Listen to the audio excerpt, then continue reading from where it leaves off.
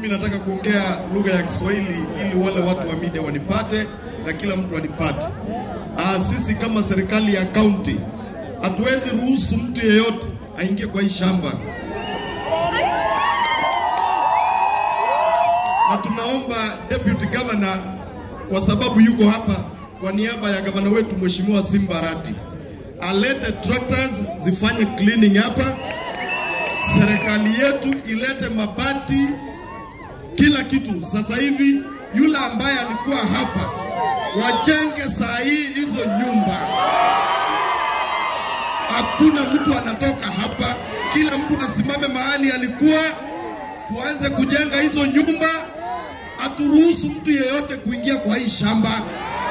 Kama nitoza kuetika haki ndokweti mtori kosuka kuruga iga kero montaso asarenge twagache chinyomeji kende gyose ondatayo kosoga iga. Na kama huyo mtu anasema kulikuwa na kesi kotini na ameshinda, angekuja ambia wananchi ameshinda kesi, tujue tunawachukua wapi. Lakini kwa hiyo kesi hakuna kitu tunakubaliana. Na kesi county ilirudisha kotini, tukashinda, tukasema soko ijengwe hapa.